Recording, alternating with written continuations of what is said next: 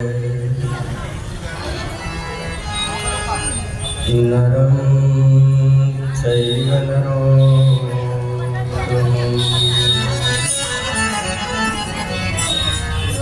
देवीं सरस्वतीं व्यासं ततो जयमुदीरयेत्।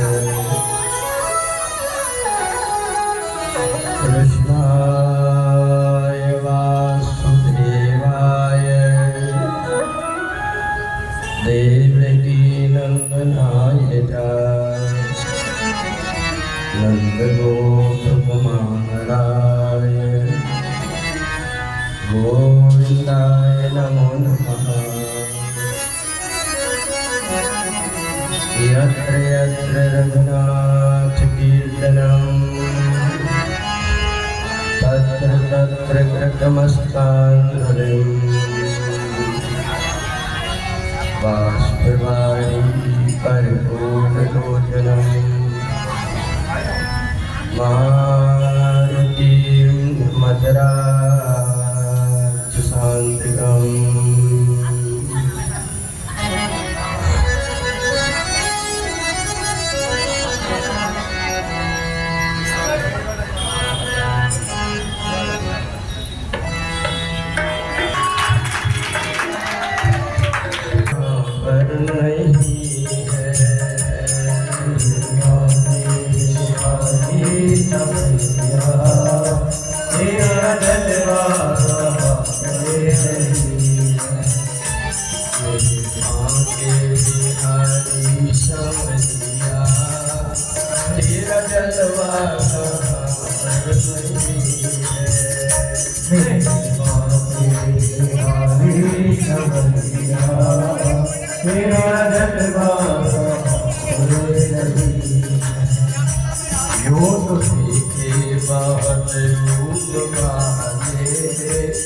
सारे आलम में तुम सा नहीं है।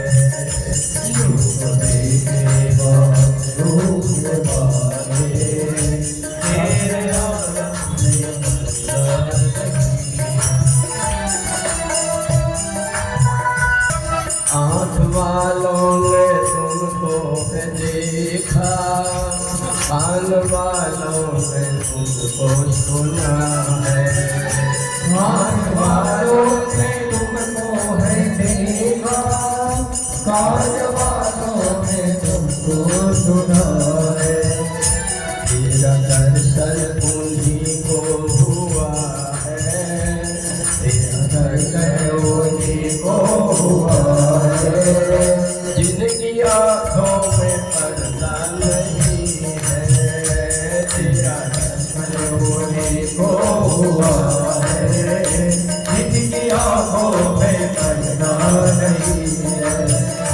मेरे आँखें बिहारी समझ गया, तेरा जलवा कहाँ पर नहीं है। मेरे माँ के बिहारी समझ गया, तेरा जलवा कहाँ पर नहीं।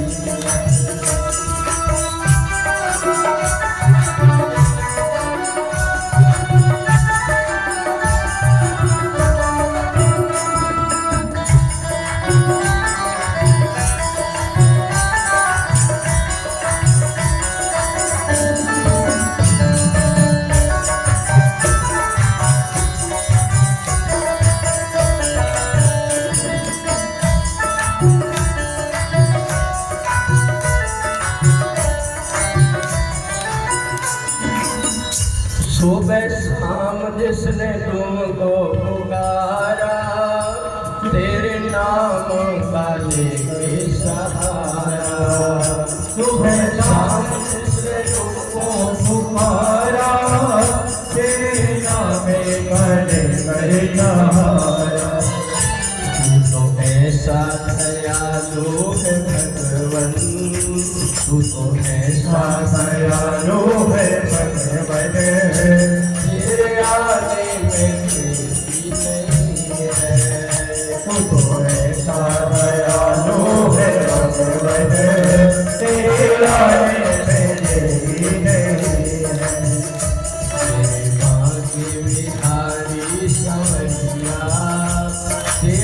जलवान होते नहीं है तेरी बातें निराली सवैया तेरा जलवा होते नहीं है तेरा जलवा हमें नहीं है तेरा जलवा हमें नहीं है तेरी बातें निराली सवैया तेरा जलवा हमें नहीं है तेरी बातें निराली सवैया तेरा जलवा हमें नहीं है। भागवत कथा के समापन दिवस की कथा में उपस्थित सज्जनों देवियों, कल हमने भगवान श्री कृष्ण के रुक्मणी के साथ का विवाह की कथा श्रवण की। वैसे ब्रह्म और शक्ति दोनों अलग अलग नहीं है। गिरा अर्थ जल बीज सम कहियत भिन्न भिन्न। ब्रह्म और शक्ति दोनों अलग अलग नहीं होते। ये तो हमारा और आपका परमात्मा में मन लगाने के लिए भगवान ने लीला की है। और भागवत में तो ऐसा भी आया है कि भगवान के 16,108 विवाह हुए। जिस समय भगवान श्याम सुंदर द्वारका के राजा बन गए तो किसी ने सत्रजी से कहा कि तुम एक काम करो, तुम्हारे पास में जो मणि है, ये मणि को भगवान कृष्ण को दे दो, वो राजा है, प्रजा के काम आए। सत्रजीत ने कहा मैंने तपस्या करके मणि प्राप्त किया है, मैं क्यों दूं? उसी मणि को लेकर के एक दिन सत्रजीत का भाई प्रसेन जंगल में गया। एक शेर ने आक्रमण करके मार दिया और वो मणि छीन के ले गया। थोड़ी दूर के बाद में एक रीछ आया और रीछ ने भी आक्रमण करके शेर के ऊपर वो मणि छीन करके ले गया, अपने गुफा के अंदर रख दिया। वहाँ छोटे छोटे बालक थे जो उस मणि को खेल रहे थे। अब यहाँ सत्रजीत ने भगवान को चोरी लगा दिया कि कन्हैया की आदत चोरी करने की है। बचपन में वो गोपियों की चीर चुराते थे, माखन चुराते थे, दूध दही चुराते थे। आज मणि की चोरी भी कर दी। भगवान मैया से पूछने लगे, मैया एक बात बताओ, मैंने चोरी नहीं किया पर मेरे को ये कलंक क्यों लगा? मैया कहती लाला, एक दिन मैं तेरे को कह रही थी, तो आंगन में खड़े होकर के और मैंने खाने के लिए दूध और चावल दिया था। आंगन में खड़े होकर के चंदा मामा से बोल रहा था, चंदा मामा आजा दूध भात खा जा। अब पता है उस दिन चौथ थी, चौथ के चंद्रमा को देखता है उसको झूठा कलंक लगता है। भगवान ने कहा मैया ये कलंक मेरे से बर्दाश्त नहीं है, मैं इसकी सत्यता सामने लाऊंगा सबके। भगवान गुप्त रूप धारण करके और जब मणि का पता लगाने के लिए गए तो जंगल में प्रसेन मरा पड़ा था। आगे गए एक शेर मरा पड़ा था।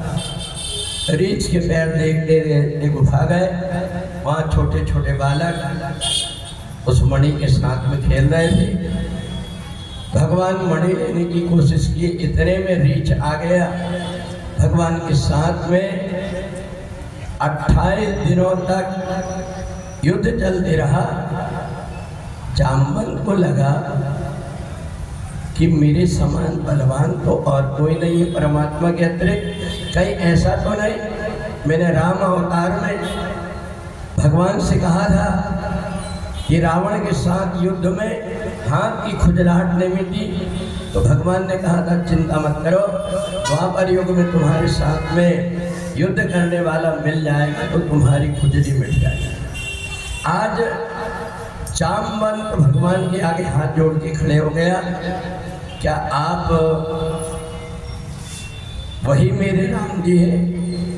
भगवान मुस्कुराने लगे कि तुम मुरली की चंद्रिका चित गोपियन के साथ और अपने जन के कारण कृष्ण बने रघुनाथ।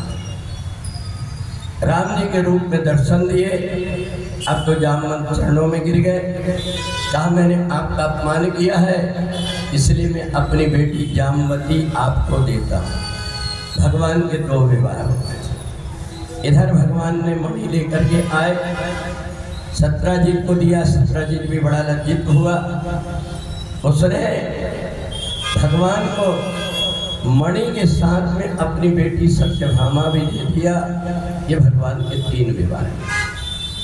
भगवान जिस समय यमुना जी के किनारे घूम रहे थे, वहाँ भगवान ने देखा यमुना जी के किनारे कन्या बैठ करके भगवान को पुकार रही, ओम नमो भगवते वासुदेवाय,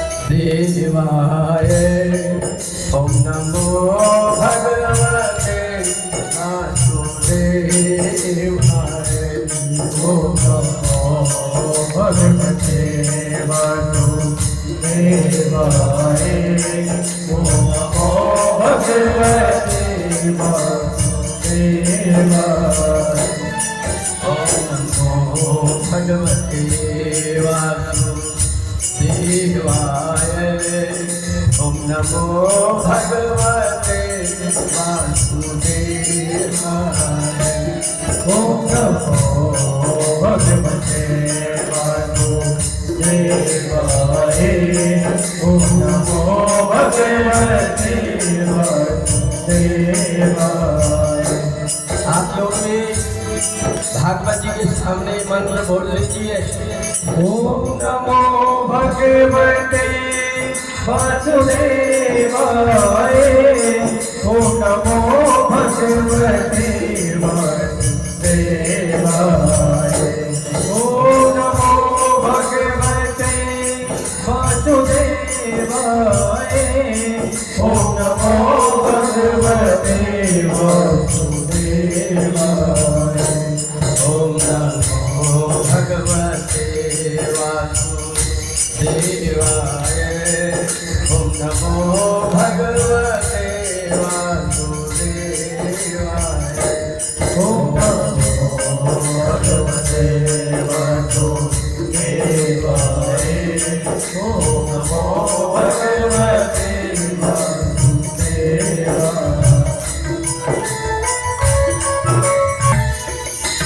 अर्जुन ने भगवान से पूछा, कन्हैया ये कौन कन्या है जो नदी के किनारे पूरा शरीर सूख गया है और तपस्या कर रही? भगवान ने कहा पूछो तुम्ही। उन्हें कहा मैं कालिंदी हूँ। अर्जुन ने कहा देवी तुम तपस्या क्यों कर रही हो? बोले भगवान श्री कृष्ण को मैं पति रूप में चाहती हूँ। भगवान ने कहा लाओ माला पहना, मैं ही कृष्ण। और कालिंदी के साथ में भगवान का चौथा विवाह हो गया। भगवान का 5वां विवाह 7 बैल को नाद करके नगरजित की कन्या सत्या के साथ भगवान ने किए। ये 5वां विवाह हो गया। भगवान का 6वां विवाह भद्रा के साथ में हुआ। भगवान का 7वां विवाह लक्ष्मण के साथ में हुआ। और भगवान का 8वां विवाह मित्र वृंदा बिंद और अनुबिंद की कन्या के साथ में हुआ। ये 8 विवाह भगवान। माता देवकी ने कहा कन्हैया एक बात बताऊं बेटा, ये पूरी फुटबॉल की टीम इकट्ठी कर रहा है, घर में दिक्कत होगी इसलिए मत कर, आगे विवाह मत कर। भगवान ने कहा मैया मैं विवाह नहीं करता, ये खुद ही चली आ रही है। इधर भगवान ने भी सोचा कि अब अपन घर से बाहर ही मत जाओ तो अब शादी की झंझट नहीं होगी। भगवान बैठे थे और उतने में एक पत्र लेकर के और द्वार पर एक व्यक्ति आया, खून से उसमें पत्र लिखा हुआ था।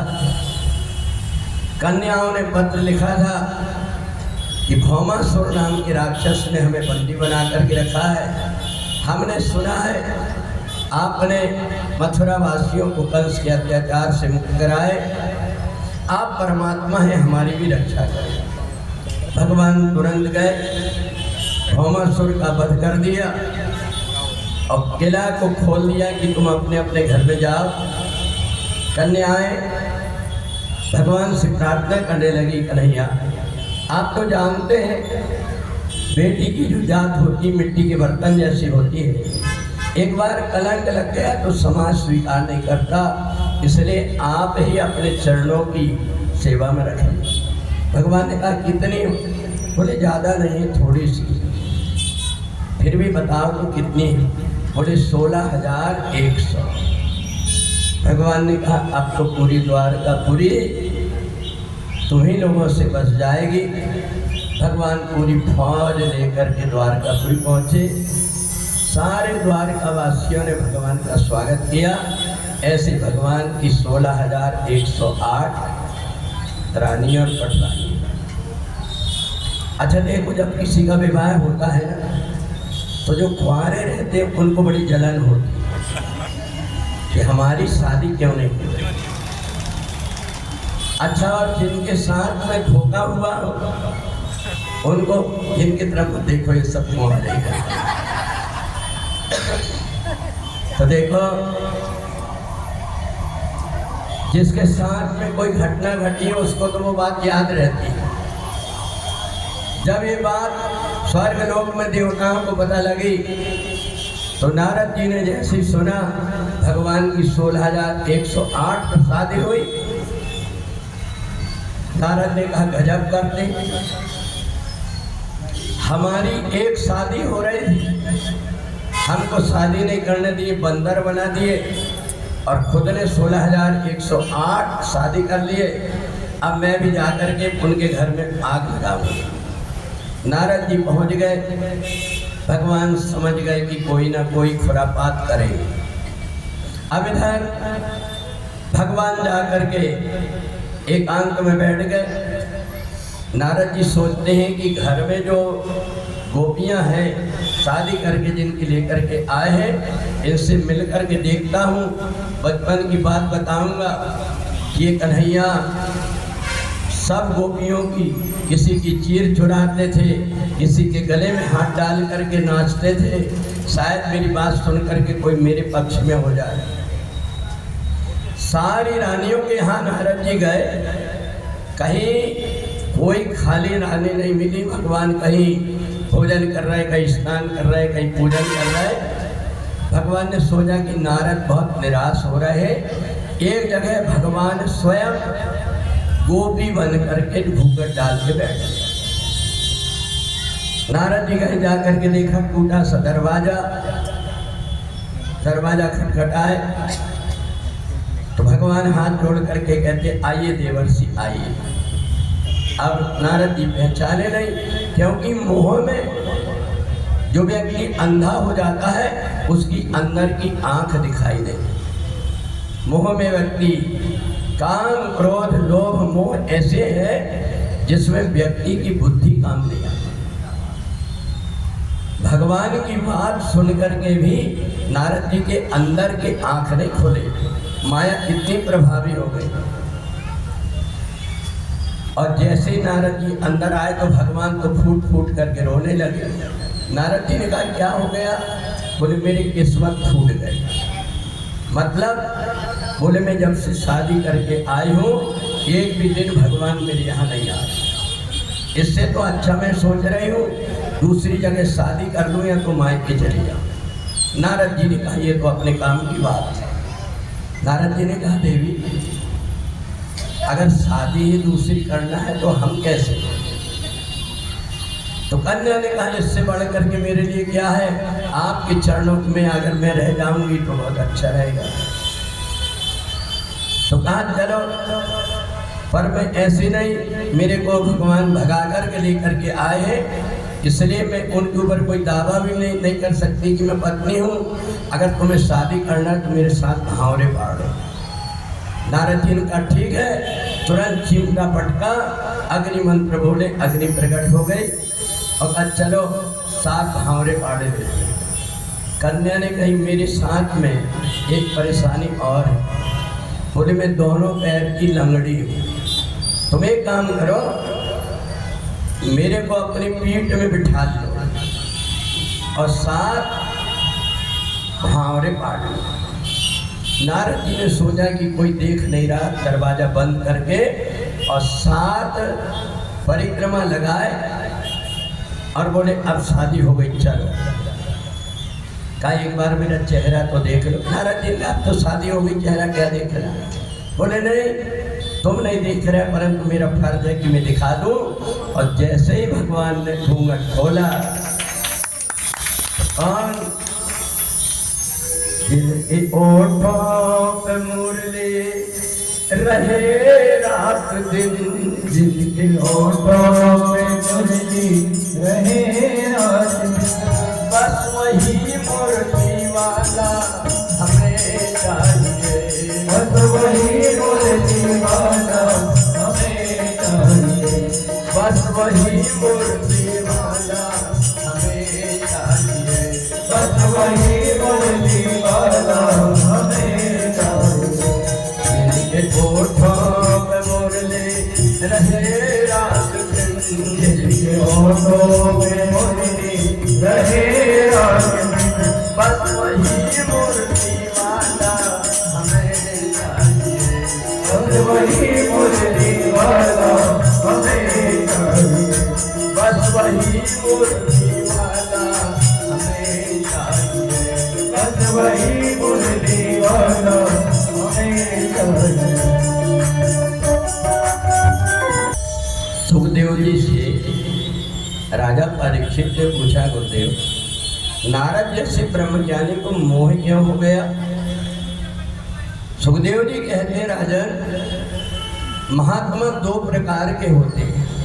एक तो वो होते हैं जो शास्त्रों की बात सुन करके और ये देख करके कि संत महात्माओं का बहुत सम्मान होता है, बढ़िया बढ़िया रहने के लिए एसी रूम होते हैं, लग्जरी गाड़ी होती है, समाज बड़ी प्रतिष्ठा करता है।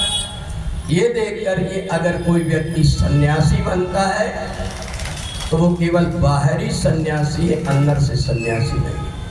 दूसरा वो सन्यासी होता है जिसने कई जन्मों से तपस्या करके परमात्मा का ज्ञान प्राप्त कर लिया है, और ज्ञान प्राप्त करके और जब परमात्मा को जान लिया है कि परमात्मा क्या है और आत्मा क्या है, ये जब जान लिया है तब जाकर के वो महात्मा बनता है। वो वास्तविक में स्थित प्रज्ञ महात्मा कहलाता है। और इसलिए संसार में जितने प्रकार के आप प्रपंच देख रहे हैं, धर्म के नाम पर जितने प्रपंच हो रहे हैं, ये बाहरी देख सुन करके बनने वाले महात्मा हैं। वास्तव में संत बीज पलटे नहीं, जो जुग जाए अनंत, कहीं भी जाके जन्म ले होए संत का संत। संत महापुरुष जो होता है एक जन्म में कई जन्म की तपस्या से होता है और उसकी अंदर की आंख खुली होती है। वास्तव में अपने को बिगाड़ने का जितना काम है समाज को, वो सबसे ज़्यादा करते हैं ये संत महात्मा लोग, विद्वान लोग। ये सब परमात्मा के विषय में हमें बताते हैं और बता कर के परमात्मा के विषय में समझाते हैं, पर कोई ये नहीं कहता कि तुम इस ज्ञान को रटो मत, बल्कि अपने अंदर अनुभव करके देखो।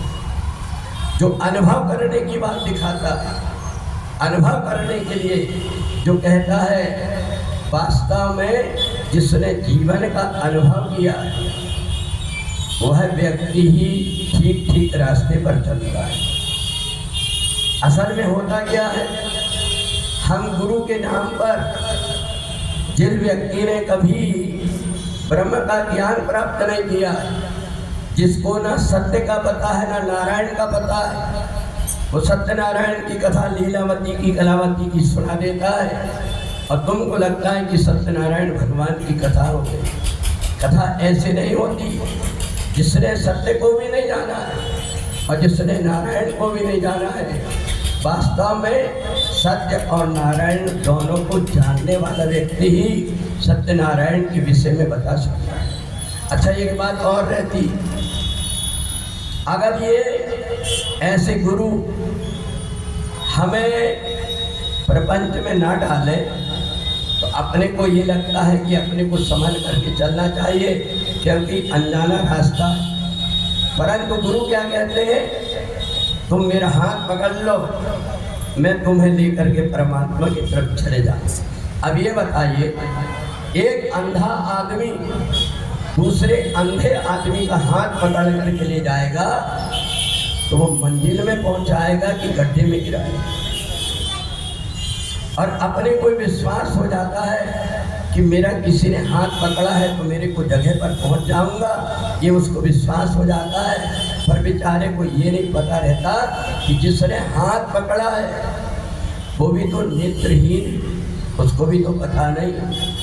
और इसलिए समाज में जितने भी प्रकार की बातें चल रही धर्म के रास्ते में, आप देख लीजिए, मंदिर में, मस्जिद में, गुरुद्वारे में, इसमें हम सोचते हैं कि कोई धर्म है।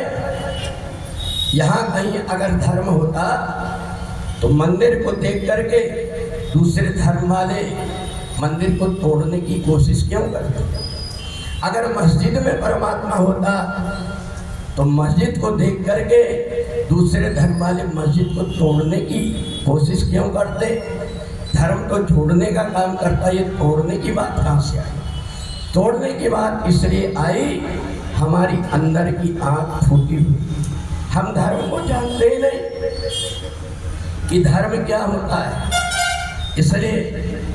और एक बात और है, धर्म को व्यक्ति तब जान पाता है, अध्यात्म को, परमात्मा को व्यक्ति तब जानता है जबकि उसके अंदर धैर्य हो।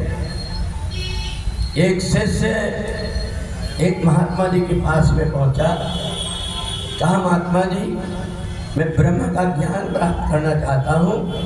मैंने उल्टे लटका, मैंने वेदों को पढ़ा, मैंने तपस्या किया, सब कुछ किया, परंतु मेरे को ब्रह्म का ज्ञान नहीं। क्या आप करा देंगे? महात्मा जी जिनका बहुत छोटी सी बात है, पर मेरी एक शर्त मानना पड़ेगा। तो कहा, ठीक है महात्मा जी, आप जो शर्त कहेंगे मैं मानूंगा। बोले, एक काम करना, मैं जब तक के पानी भर कर के ना ले आऊं तब तक तुम मौन रहना, बोलना मत। उसने कहा, ठीक है, ये तो कौन सी बड़ी बात है, मैंने तो 21 दिन तक के निराहार रहा, जल भी नहीं पिया, ये कौन सी बात है कि पानी भरते तक के मैं मौन रहूंगा। अब महात्मा जी ने उठाया बाल्टी, रस्सी, और कुआं में जब लेने चले, उसने कहा, कैसा मूर्ख आदमी में कहाँ आ गया, ये बाल्टी में तो नीचे पैंदीच नहीं और ये पानी भरने जा रहा है। पर गुरु जी ने कहा कि बोलना मत, मैं तेरे को ब्रह्म ज्ञान बताऊंगा। अब महात्मा जी गए, कुआं में ले जाकर के बाल्टी बांधे और कुआं में डाले, और डाल करके ऊपर खींचे और देखे खाली, फिर से डाले। इन्हें देखा, एक बार हुआ, दूसरी बार हुआ, तीसरी बार में सोचा कि कितना मूर्ख है, बता तो दूं मैं। कहा, महात्मा जी, मैं तो आपको ब्रह्मज्ञानी समझ करके आया था, आप तो इतने भी मूर्ख हो कि बिना पैंदी के कहीं पानी आएगा बाल्टी में। तो गुरु जी ने कहा, मैं समझ गया बेटा, तू ब्रह्म ज्ञान प्राप्त नहीं कर सकता। तू जब अपनी एक इंद्री को मौन नहीं रह पाया थोड़ी देर, तो तू ब्रह्म का ज्ञान क्या क्या है।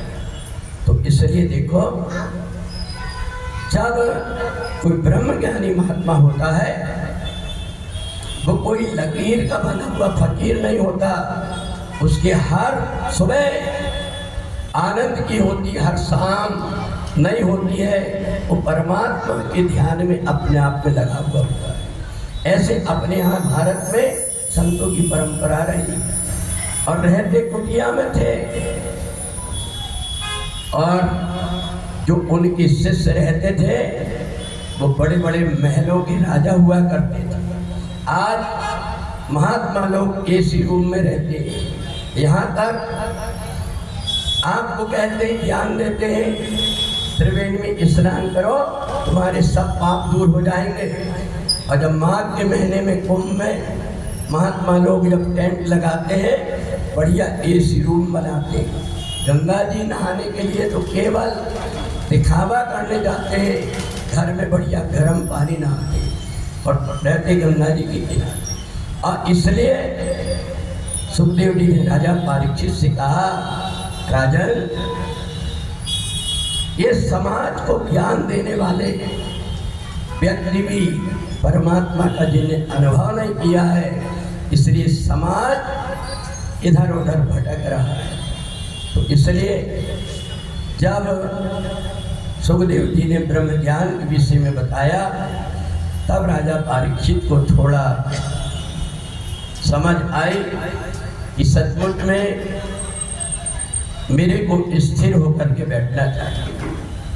और एक बात और, सुखदेव जी ने कहा, राजन भगवान श्री कृष्ण भले परमात्मा थे, उनने भगा भगा करके शादी करके लाए तो उनकी एक बहन थी सुभद्रा, उन्हें देखी कि भैया ने जब भग करके शादी किए तो खुद भी अर्जुन के साथ में भाग गए। एक उदाहरण बताया, एक आदमी ने एक राजकन्या से विवाह की बात कही, उन्हें कहा एक काम करो, मेरे पिताजी तो तैयार नहीं होंगे, कोई अच्छा भागने वाला तुम घोड़ा लेकर के आ जाओ, रात को भाग करके हम अपने राज्य से दूर चले जाएंगे। अब वो जब घोड़ा खरीदने के लिए गया तो 1 लाख रुपए का एक घोड़ा देखा, तो उनने कहा ये घोड़ा भागता तो बहुत तेज, परंतु अगर ये पानी देखता है तो तुरंत पीछे लौट करके भाग जाता है। अगर इसको पानी दिखा और ये डर करके पीछे लौट करके भाग गया। ये 1 लाख रुपए का है और ये जो बंधा हुआ है ये 50,000 रुपए का है। ये तो ऐसा है कहीं भी भागते जाएगा पर इसकी बराबरी नहीं कर। तो राजकुमार ने पूछा कि ये बताओ ये घोड़ा पानी देख करके डरता क्यों है? उसने कहा इसकी माँ भी डरती थी इसलिए ये डरता है। तो जो परिवार के बड़े व्यक्ति जैसा काम करते हैं उसको देख करके छोटे भी करते हैं, इसलिए बड़े व्यक्ति को बड़ी सोच समझ करके कर्म करना चाहिए। जब ये जो बालक होते ये सुनते कम है, तुम्हारी बात हमारी बातें नहीं सुनता हमारा बेटा, सुनते कम है पर देखते ज़्यादा है। और इसलिए जो भी व्यक्ति परिवार में रह करके और बड़ी समझदारी से चलता उसी का परिवार चलता। जहाँ सुमति तहाँ संपत्ति नाना, जहाँ सुमति तहाँ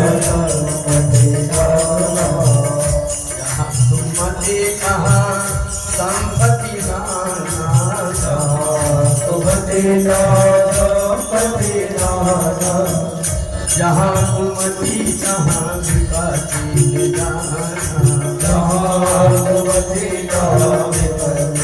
जाना, जहाँ सुमति तहाँ विपत्ति जाना, जहाँ सुमति तहाँ विपत्ति जाना। आज कथा का समापन दिवस है, इसलिए हम भगवान के स्वधाम गमन की कथा के पूर्व आपने सुना कि कौरव और पांडव दोनों भाई भाई के बीच में जब युद्ध हुआ तो धर्मराज युधिष्ठिर ने जब देखा कि मेरे अपने भाई मारे गए, अर्जुन भगवान के चरणों को पकड़ करके रोने लगा। न कांक्षे विजयम कृष्ण न च राज्यम सुखानि च। कन्हैया, मेरे को ये राज्य से सुख नहीं हो रहा है, क्योंकि मैंने बहुत से लोगों की हत्या किया। अब तो आप कोई उपाय बताइए। भगवान ने कहा एक काम करो, अभी एक शत्रु बाकी रह गया है, जरासंध, उसका वध करना। साथ ही भगवान के दो पार्षद हैं, दंतवक्र और शिशुपाल। पहले जन्म में हिरण्यकश्यप हिरण्याक्ष, उनका वध हुआ। दूसरे जन्म में रावण कुंभकर्ण बने, उनका वध हुआ। तीसरे जन्म में वो दंतवक्र और शिशुपाल बने हैं, उनका उद्धार कराना है। इसलिए तुम एक यज्ञ करो।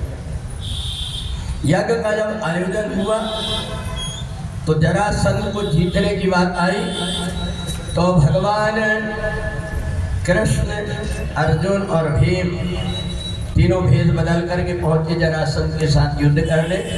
जरासंध ने कहा कि नहीं, तुम महात्मा लोगों में तुम्हारे साथ में युद्ध नहीं करता, मेरे को पाप लगेगा।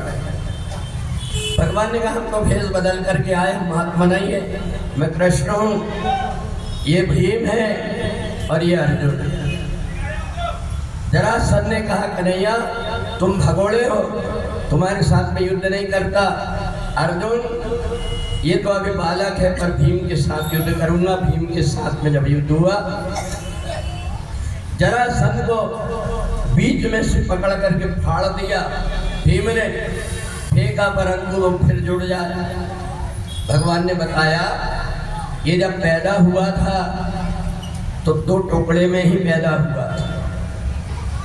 महात्मा जी ने जो फल दिया था, इनकी दो रानी थी, तो दोनों को आधा आधा दिया था, इसलिए आधे आधे बेटे हुए।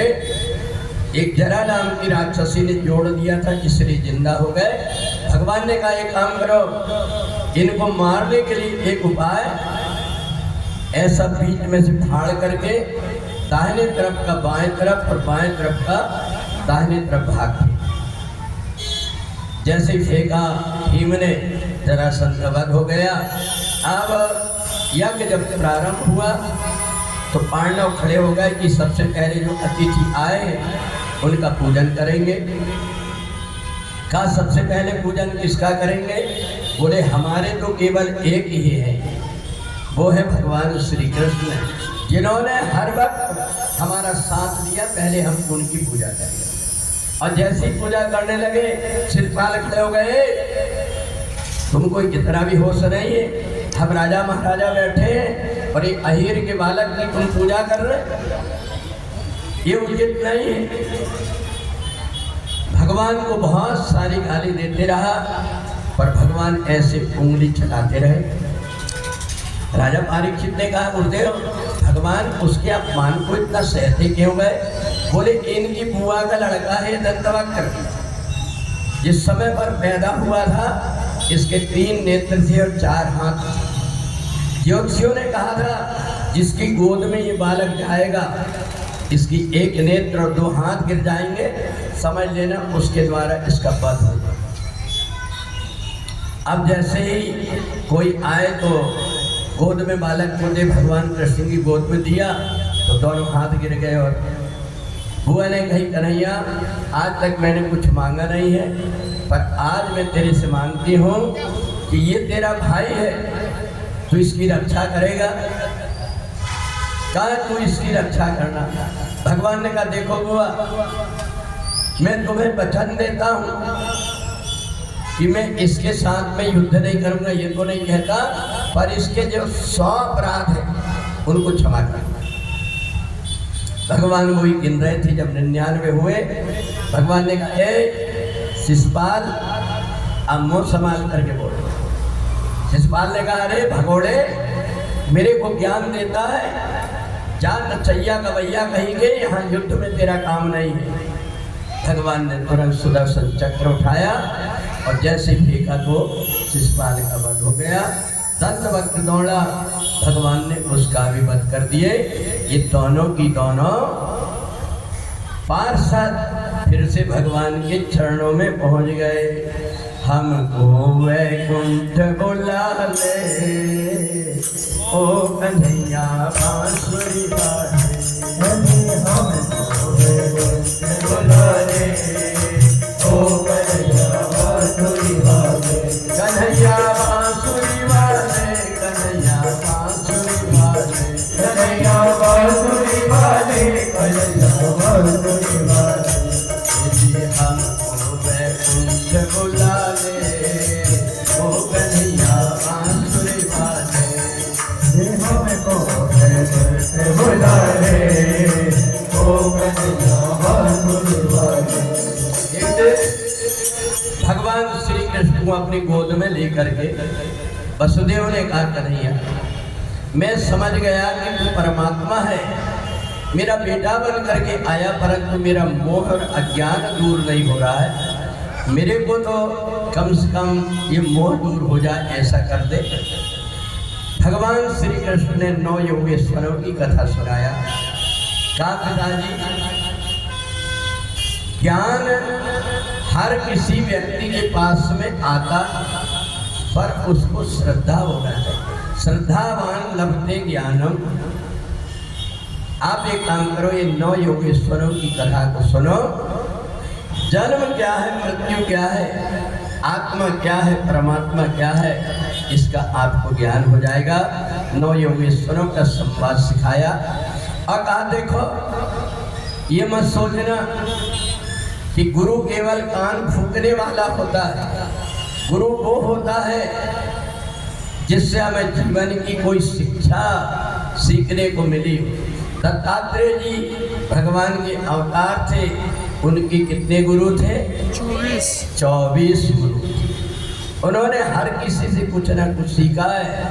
इसलिए अपने जीवन में जहाँ कहीं से ज्ञान प्राप्त करने की कोई उम्र नहीं होती। जिस अवस्था में है आप जीवन का अनुभव करिए और जीवन में थोड़ी बहुत अपनी साहस का भी काम ले।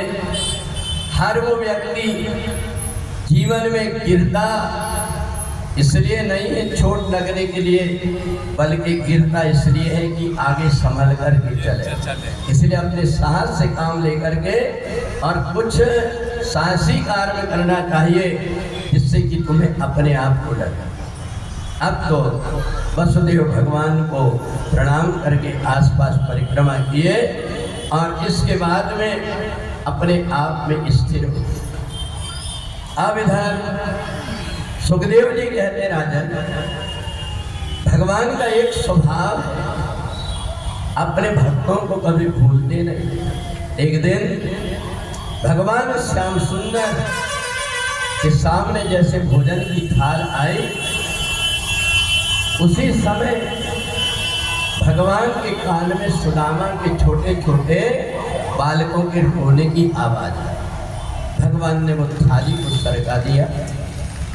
सानियों ने कहा, क्या बात, हमसे कोई अपराध हो गया?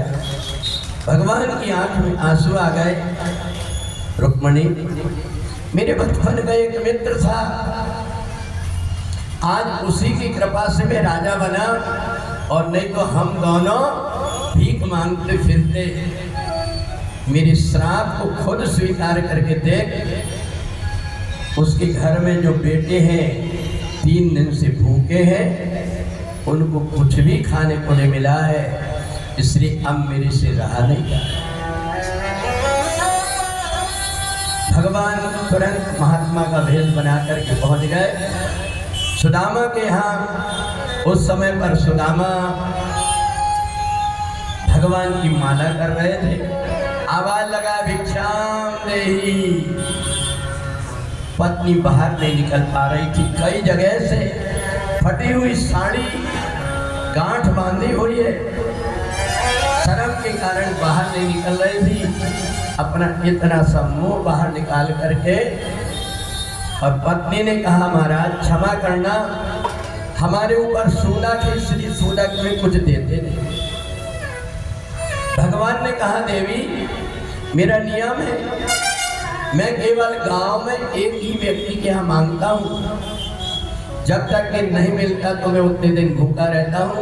ये बताओ तुम्हारा ये सूरज कितने दिन का है? पत्नी ने कहा जब तक के मैं जीवित रहूंगी तब तक का सूरज। बोले ऐसे किसका जन्म हुआ तुम्हारे यहाँ? बोले हमारे यहाँ एक बेटे का जन्म हुआ जिसका नाम है दरिद्र नारायण। भगवान ने कहा देवी वो दरिद्र का ही मेरे को दे दो। अब तो बड़ी प्रसन्न हो गई, पति के पास में गई, कहा स्वामी एक महात्मा जी आए, एक महात्मा जी आए और वो कह रहे ये दरिद्र का दान में दे दूं क्या? रामा ने मना कर दिया। पगली तेरे को पता है एक मास 2 पक्ष में 2 एकादशी होए, एक महीने में 2 एकादशी होती है। एक भी एकादशी कोई व्रत कर लेता तो सीधा वैकुंठ को जाता है। और पगली अपने आप को नित्य एकादशी हो रही है। तुलसी दल के अलावा अपने को और बच्चों को खाने को कुछ नहीं मिल रहा है, ये मौका तू छोड़ क्यों रही? पत्नी ने कहा स्वामी महात्मा जी क्षमा करना, मेरे पति ने मना कर दिया इसलिए मैं नहीं किया। अब इधर भगवान लक्ष्मी जी से कह करके कि तुम कोई ना कोई उपाय करना, और लक्ष्मी जी भेष बदल करके एक कुटिया बना करके वहाँ सुदामा के घर के 2-3 घर बगल बैठ गए। अब इधर सुदामा जब माला करके उठे, उनको ऐसा लगा ये कस्तूरी की सुगंध कहाँ से आ रही? ये तो मेरे कन्हैया के अंग से आती थी। कहा देवी यहाँ कोई महात्मा आए थे, वो कहाँ खड़े थे? बोले यहाँ गली में देखा तो शंख चक्र गदा पद्म के निशान। अब तो हाथ जोड़ करके खड़े हो गए, बारे कन्हैया तूने मेरी इतनी भी बात नहीं कि मेरे को थोड़ा दर्शन दे देता। मैं तो तेरे घर में बड़ा आदमी है, मेरे को कौन तेरे से मिलने देगा, इसलिए नहीं जा रहा था, पर आज मैं जरूर जाऊंगा। जाने के लिए तैयार हुए। पत्नी से कहा कि कुछ भेंट ले जाना पड़ेगा। पत्नी ने कहा मैं पूरे गांव में मांग करके देख लिया, कोई देने को तैयार नहीं है। जो देखिए एक नया घर बना, वहाँ लक्ष्मी जी बैठी है, बहुत सारे चावल के बोरी के ढेर लगे। सुशीला ने कही बहन मेरे पति द्वारका जा रहे हैं, मेरे को 3 मुट्ठी चावल दे दो। रुक्मणी जी ने कहा 3 मुट्ठी क्या, 3 बोरा ले जाओ, हमारे यहाँ कोई खाने वाला नहीं। कहा नहीं नहीं, मेरे पति कहते हैं यथा लाभ संतोष सदाई, केवल जितनी जरूरत उतना ही। 3 मुट्ठी लेकर के और सुदामा द्वारका की तरफ चले। चले श्याम सुंदर झांकी बनेगी से मिलने सुदामा, गाते चले मन में हरे कृष्ण रामा। श्याम सुंदर मिलने सुदामा, गाते मन में हरे कृष्ण रामा, हरे कृष्ण रामा, हरे कृष्ण रामा, हरे कृष्ण रामा, हरे कृष्ण रामा, हरे कृष्ण रामा, हरे कृष्ण रामा, हरे कृष्ण रामा। चले श्याम सुंदर से मिलने सुदामा, गाते चले मन में हरे कृष्ण रामा।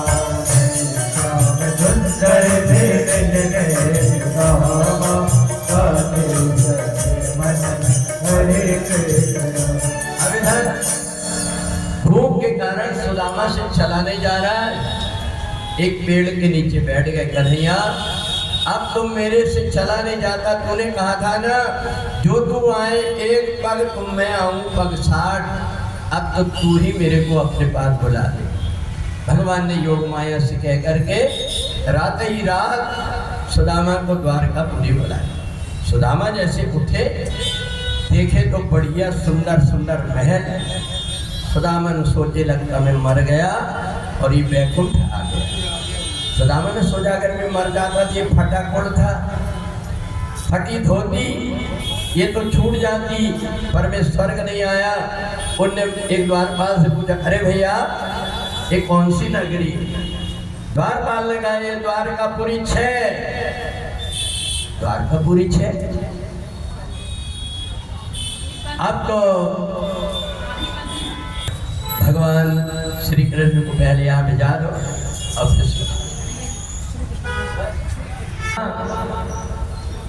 सुदामा ने जैसे ही देखा, थोड़ी देर के बाद कथा में हम बुला लेंगे जब लगेगा, तो सुदामा ने जैसे देखा, ये द्वारपाल कहता है कि द्वारकापुरी 6। तो माथा पकड़ के बैठ गए कि 6 द्वारकापुरी है, मेरा कन्हैया किसमें रहता है, किससे पूछूं? कहा भैया 6 द्वारकापुरी।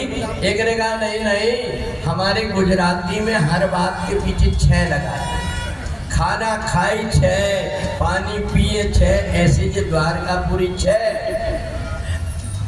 सुदामा खड़े हो गया, कहा भैया यहाँ मेरा मित्र रहता है कन्हैया। कन्हैया एक ने कहा जबान संभाल करके बोलो, ये द्वारका के राजा है, उनको ऐसा नहीं बोलते। बोले कैसे बोलते? उनको ऐसा बोलते हैं श्री श्री 1008 राजाधिराज द्वारकाधीश कृष्णचंद्र भगवान। सुदामा ने कहा यार ज्यादा बात मत करो, हमारे सामने बिना चट्टी के घूमता था, हमें सब पता है।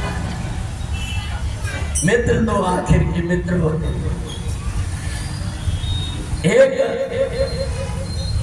जो खड़ा हुआ था, सुदामा ने कहा जरा अपनी भी पंडित आई रोब झाड़ू, बोले इधर आओ।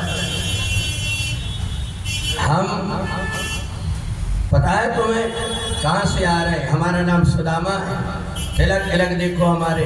जाओ कन्हैया को जाके कहना मैं उनका साड़ू भाई हूँ। साड़ू भाई? अब तो सैल्यूट मारने लगी, सबकी पता नहीं महारानी की कौन सी बहन के दामाद। अब जितने थे वो सबकी सब सैल्यूट मारने लगे, बैठिए बैठिए, और क्या ठंडा गरम क्या चाहिए, आप बैठिए, अभी हम भगवान को मिला देते। अब तो भाषा बदल गई। अब इधर भगवान श्याम सुंदर ये सारे दृश्य को एक झरोखे के अंदर से देख रहे। वो आदमी जब भगवान के पास गया, भगवान के पास में जाकर के भगवान से प्रार्थना करते हैं, कन्हैया दरवाजे पर एक ब्राह्मण आया हुआ है, उनने फटी फटी धोती पहना है, शीश बगाना झगा तन पे, और जाने को आए बसे के गामा, धोती फटी सी लटी दुपटी, पाए उबायन के नहीं सामा, पूछत दीन दयालु नाम, बतावत आपनो नाम सुदामा। भगवान श्याम सुंदर ने जैसे सुना तो भगवान श्याम सुंदर अपने भक्त के जैसे ही उन्होंने सुना कि मेरा सुदामा दरवाजे पर आया है, भगवान जब उठ कर के चले तो कैसे चले पता है? जैसे भरत जी से मिलने के लिए भगवान राम दौड़े थे, ऐसे कौं पट कौं निसंग धनु तीरा। जैसे ही भगवान चले, कहीं दीवार से टकराते, कहीं द्वारपालों से टकराते हैं, अरे भैया सुदामा, अरे भैया सुदामा कह करके भगवान चले। सुखदेव जी कहते राजन, भगवान से किसी न किसी प्रकार से हमारा जब नाता जुड़ जाता है तो भगवान फिर अपने भक्तों के लिए कुछ भी करने को तैयार हो जाए। ये तो द्वापर युग की बात है, पर अपने महाराष्ट्र में अभी भी बहुत सारे ऐसे महिला और पुरुष हुए हैं जो कि भगवान की भक्ति करके परमात्मा को प्राप्त कर। एक सकुबाई नाम की एक भक्त थी, बचपन से अपनी माँ के साथ में हर बार पंढरपुर जाया करती थी, परंतु जिस समय सकुबाई की शादी हो गई तो सास और नंद इतनी खतरनाक थी कि सास और नंद के कारण जा नहीं पा रही थी। जब उनने देखा भक्तों की एक टोली आ रही है और उनमें सारे भक्त लोग नाच रहे हैं, विठ्ठल विठ्ठल विठ्ठला पांडुरंग विठ्ठला, विठ्ठल विठ्ठल विठ्ठला पांडुरंग विठ्ठला, विठ्ठल विठ्ठल विठ्ठला पांडुरंग विठ्ठला, विठ्ठल विठ्ठल विठ्ठला पांडुरंग विठ्ठला, विठ्ठल विठ्ठल विठ्ठला पांडुरंग विठ्ठला, विठ्ठल विठ्ठल विठ्ठला पांडुरंग विठ्ठला, विठ्ठल विठ्ठल विठ्ठला पांडुरंग विठ्ठला, विठ्ठल विठ्ठल विठ्ठला पांडुरंग विठ्ठला। महाराज में एक दिन बहुत बढ़िया से सकुबाई सच करके आए थे, परंतु वो दिन कथा इतनी ज़्यादा थी। सकुबाई जो है घर के काम करती थी, घर में जो काम करने में साड़ी थी वही साड़ी पहन करके एक दिन जब पानी लेने के लिए गई तो उन्हें सोचा कि सास और नंद से तो कई बार पूछ करके देखी, पर वो तो जाने नहीं देती। तो अब एक काम करती हूँ, ये गुंडी को पड़ोसन के हाथ वापस भिजवा देती हूँ और मैं ये मंडली के साथ में पंढरपुर चली गई। अब तो सकुबाई ने अपनी गुंडी को दे दी और गुंडी दे करके जैसी साड़ी पहनी थी उसी साड़ी में जब चली गई तो गुंडी ला करके जैसे दिए तो सास ने कही, देख तेरी पत्नी को कितना सिर चढ़ाया, वो पंढरपुर गई। आदमी भी दौड़ा और जाकर के जैसे ही पहुंचा उधर तो बीच रास्ते में ही भगवान विठ्ठल ने सकुबाई का रूप धारण किया। इन्हें देखा यही सकुबाई है और भगवान विठ्ठल को बाल पकड़ करके खींचते हुए लेकर के आ गया और ला करके सकुबाई को बांध दिया। सास ने कही, मार उठा के बड़ी पंढरपुर जा रही थी। अब तो मार पीट सब कुछ किए, परंतु भगवान सबकी कुछ सहते रहे अपनी सकुबाई के लिए। अब इधर सकुबाई जब पंढरपुर पहुंची तो वहां विठ्ठल भगवान के प्रेम में ऐसी मग्न हो गई, विठ्ठल ऐसी जिंदगी से तो मर जाना अच्छा है, क्योंकि ना तो मैं तुम्हारे यहाँ आ पाती, मैं अपने माँ का पिता के यहाँ थी तो हर बार आती थी दर्शन करने, अब तो 4 साल से आ भी नहीं पाई।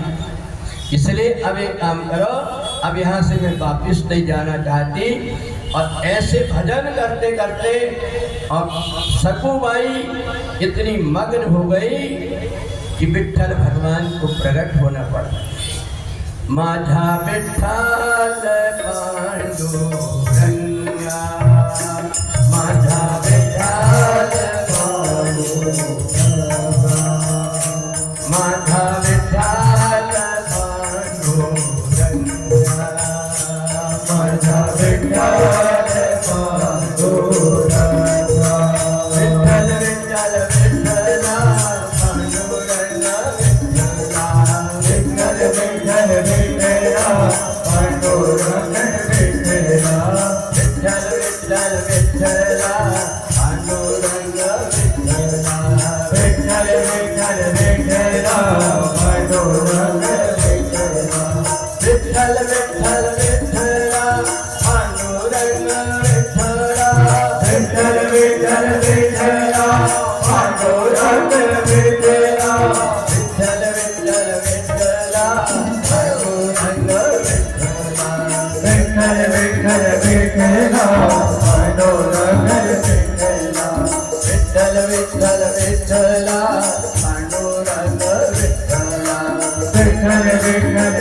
विठला पांडुरंग विठला।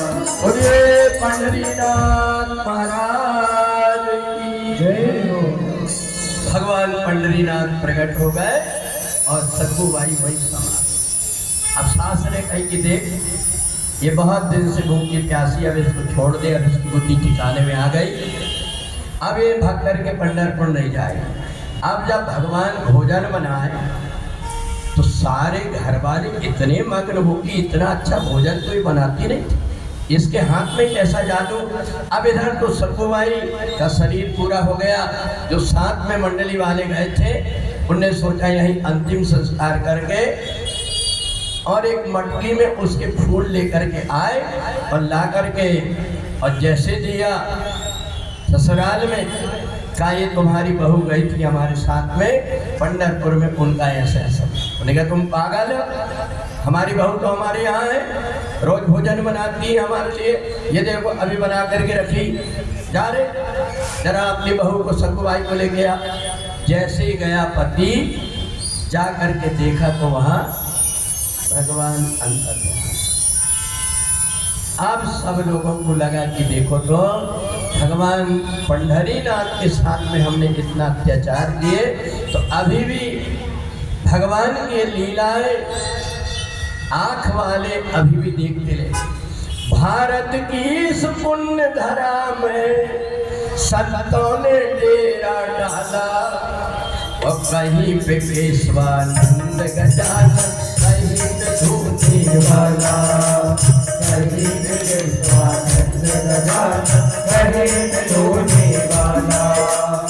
भारत की इस पुण्य धरा में, भारत की इस पुण्य धरा में संतों ने डेरा डाला, कहीं पे केशवानंद गजानन, कहीं पे धूनी वाला, कहीं पे केशवानंद गजानन, कहीं पे धूनी वाला। कन्हैया को जल्दी ले आओ। अब इधर द्वारका, अपन महाराष्ट्र की भूमि से अब द्वारकापुरी चलते। चलो द्वारकापुरी में, हम द्वारकापुरी में भगवान द्वारकाधीश के दरबार में।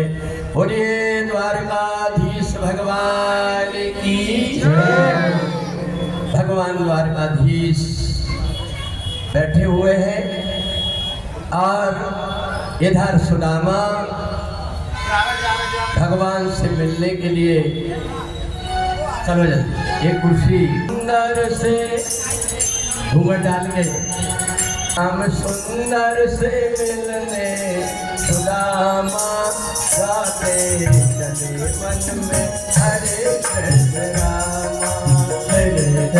जम करके मिलने सुदामा गाते चले मन में हरे कृष्ण राम, हरे कृष्ण रामा, हरे कृष्ण रामा, हरे कृष्ण रामा, हरे कृष्ण रामा, हरे कृष्ण रामा, हरे कृष्ण रामा, हरे कृष्ण रामा, हरे कृष्ण रामा।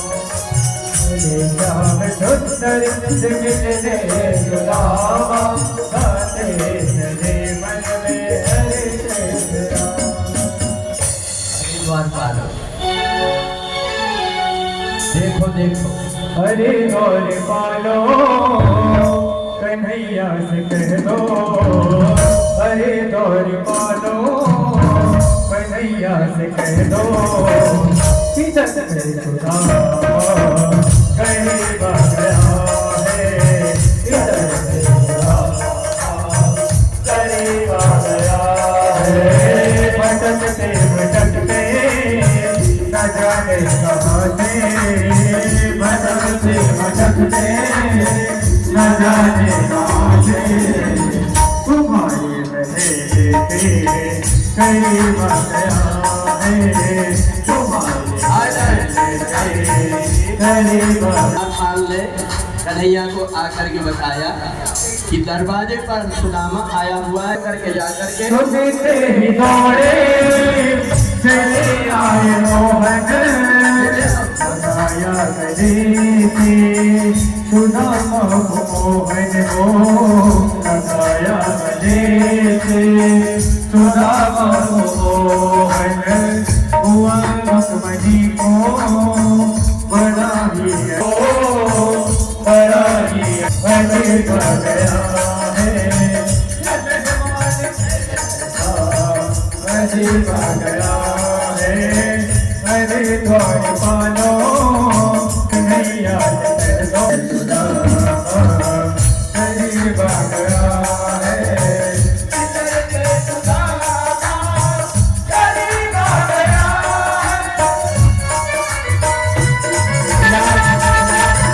भगवान कृष्ण को याद आई पानी रख दो। भगवान श्याम सुंदर को याद आई कि मेरे मित्र के पैर में कांटा गड़ गया था। भगवान श्याम सुंदर पैर की तरफ देखते हैं कि कांटा गड़ा था। उसी समय भगवान ने देखा कि सुदामा के पैर में पहले तो एक कांटा गड़ा था, आज सैकड़ों कांटे गड़े। भगवान श्याम सुंदर ने महारानी से कहा था पानी लेकर के आओ, और महारानी पानी लेकर के नहीं आ पाई। इसके पहले ही भगवान ने अपने आंसुओं से सुदामा के चरण को धो दिया। हाय महादुख पाए सखा तुम आए इतना कितने दिन खोए देख सुदामा की दीन दशा करुणा करके करुणा निधि रोए पानी बरात को हाथ छुओ नहीं नैनन के जल सौ पग धोयो। भगवान कहते अरे मित्र, मेरी भाभी ने मेरे लिए कुछ तो भेजा होगा। सुदामा कहते हैं कन्हैया बाप ने काहो धरी भेंट जाको भरे नहीं पेट है दरिद्र की चपेट आज संग लायो आज। कन्हैया मेरी दशा देख ले, वो बेचारी सुशीला के पास में पेट नहीं भरता, तेरे को क्या देंगे। कन्हैया की तो आदत है, झपट करके वो उनने देख लिया कि पोटली में कुछ लुका रहे सुदामा। जैसे ही पोटली देखा तो पोटली में चावल मिले। भगवान श्याम सुंदर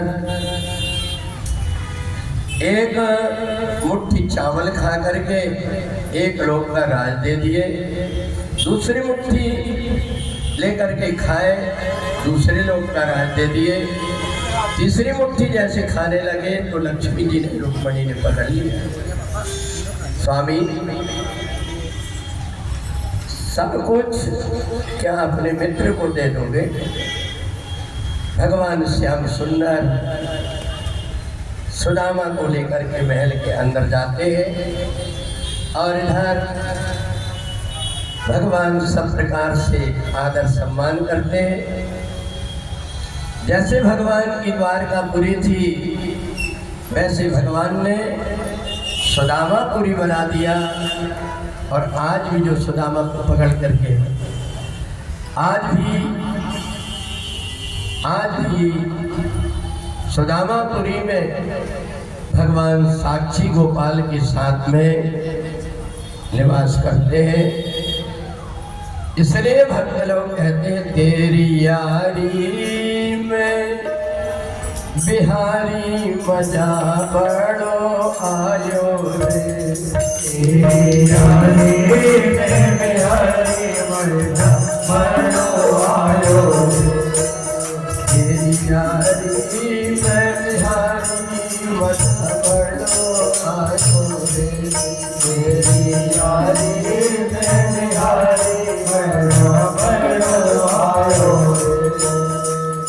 यारी मोर ध्वज राजा यारे करिए सोच मोर ध्वज राजा सुत आए से पटवायो यारे मेरे हर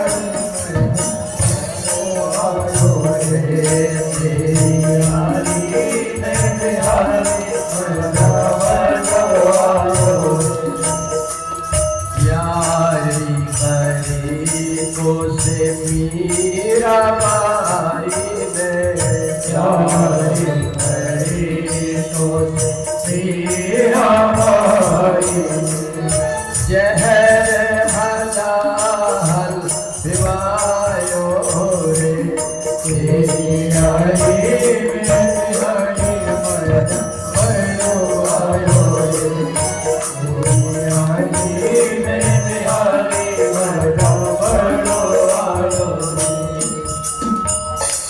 सुखदेव कहते राजा परिवार में जिस व्यक्ति के कोई व्यक्ति को बड़ा पद प्राप्त हो जाता है तो उसके घर के व्यक्ति अत्याचार करने लगते हैं।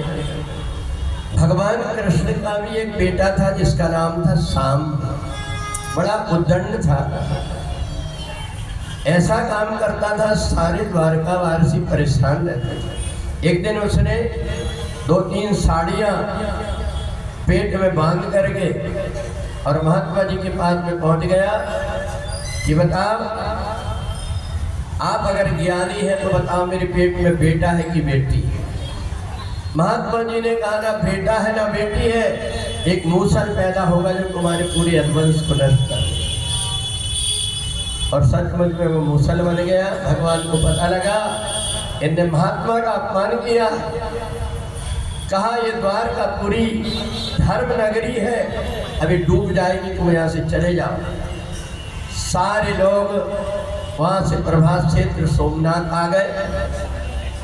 भगवान ने सोचा अब मेरा भी काम पूरा हो गया, मैं भी अब जाता हूँ। भगवान श्याम सुंदर एक पेड़ के नीचे बैठ गए जा करके, और ये जितने भी यदुवंशी थे प्रभात क्षेत्र पहुँच करके शराब पी लिए, वो मूसल को घिस घिस करके समुद्र में फेंक दिए। सरकंडा नाम की वनस्पति पैदा हो गई और शराब पी करके लड़ करके एक दूसरे से मर गए। भगवान ने कहा जितनी महिलाएं जिंदा बची हैं अर्जुन को भेजा, जाओ इनको सबको हस्तिनापुर ले आओ। अर्जुन गए तो उसी समय की बात है, भीलों ने लूट लिया था। पुरुष बलि नहीं होत है समय होत बलवान, भीलन लूटी गोपिका बेही अर्जुन। आज अर्जुन कुछ नहीं कर पाए, सब लूट करके और महिलाओं को लेकर के हस्तिनापुर आ गए। इधर भगवान ने सोचा अब मेरे को अपने स्वधाम जाना है, इसलिए अब एक काम करता हूँ, मैं अपने शरीर को छोड़े देता हूँ, मेरे भक्तों के काम आएगी। जब कभी भागवत जी सुनेंगे, मेरी कथा सुनेंगे, उनको मेरी याद आते रहेगी, नरक में उनको जाना नहीं पड़ेगा। इसलिए भगवान ने अपने सुंदर शरीर को भागवत जी में समाहित करके और जैसे ही बैठे तो बहेलिया ने बाण मारा। भगवान ने उद्धव को कहा उद्धव अब तुम धर्म का प्रचार करना, मैं अपने स्वधाम को जा रहा हूँ। बलदाऊ जी आए, आकर के प्रणाम किए, 3 कदम पीछे उठे, पीछे आए, शेषनाग बन करके भगवान के धाम को चले गए। इधर मातली रथ लेकर के आया, भगवान को बिठाल करके एक रूप से स्वधाम को ले गया। इधर सुखदेव जी राजा परीक्षित से कहते राजा देखो ये वृक्ष में आकर के तक्षक बैठ गया, अब तुम्हारा उद्धार होना है, इसलिए तुम शरीर से हट करके आत्मा में स्थिर हो जाओ। न जायते मृते वा कदाचिन नायम भूत्वा भवितानम हो जाए। ये आत्मा न जन्म लेती है न मरती है। अब शरीर तुम्हारा मिटने वाला है, इसके पहले तुम आत्मा में स्थिर हो जाओ।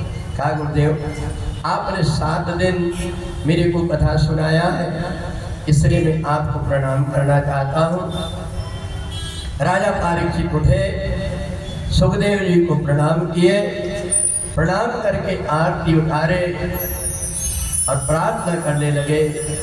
हरि की कथा सुनाने वाले, हरि की कथा सुनाने वाले, तुमको लाखों प्रणाम, तुमको लाखों प्रणाम, तुमको लाखों प्रणाम। हरि की कथा सुनाने वाले, हरि की कथा सुनाने वाले, तुमको लाखों प्रणाम, तुमको लाखों प्रणाम। हम पीकर विष का प्याला जा रहे थे अमृता काला, हम पीकर विष का प्याला जा रहे थे अमृता काला।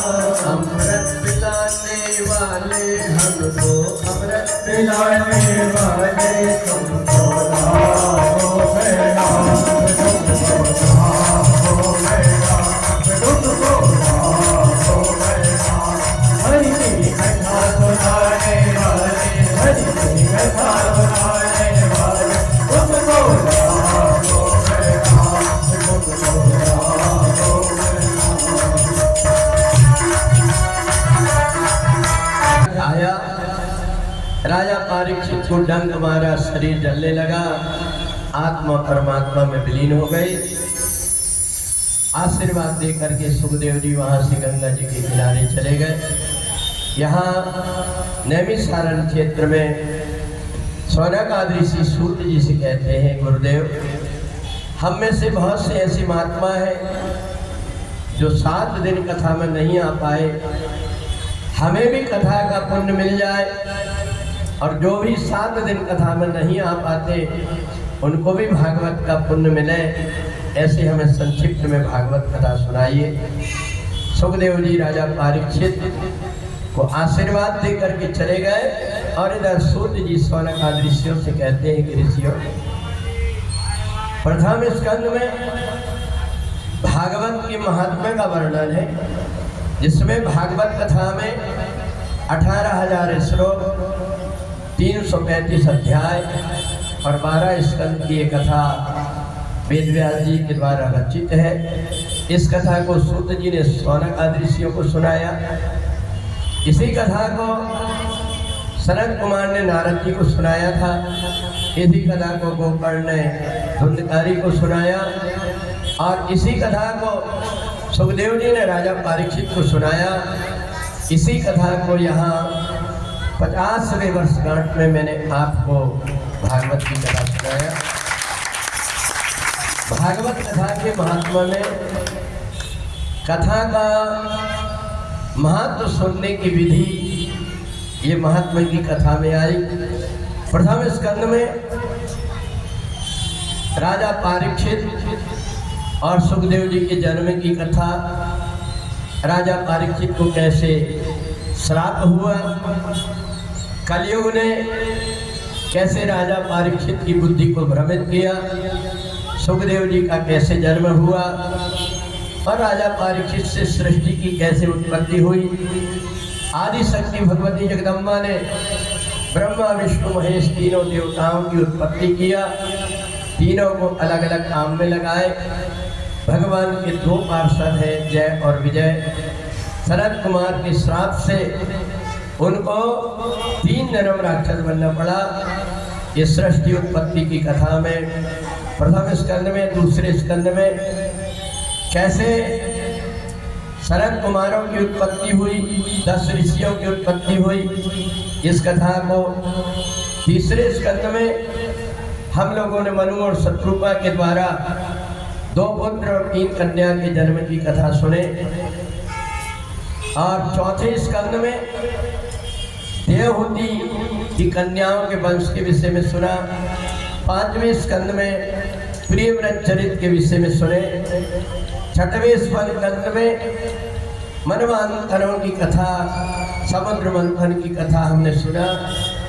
ये जो कथा है भगवान का नाम है, ये सब प्रकार के पापों से दूर कर देता है।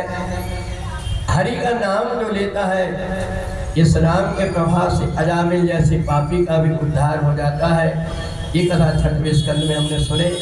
7वें स्कंद में हिरण्यकश्यप का वध हुआ, भक्त के द्वारा कैसे भक्ति की स्थापना हुई, प्रहलाद के माध्यम से हमने वो कथा को सुना।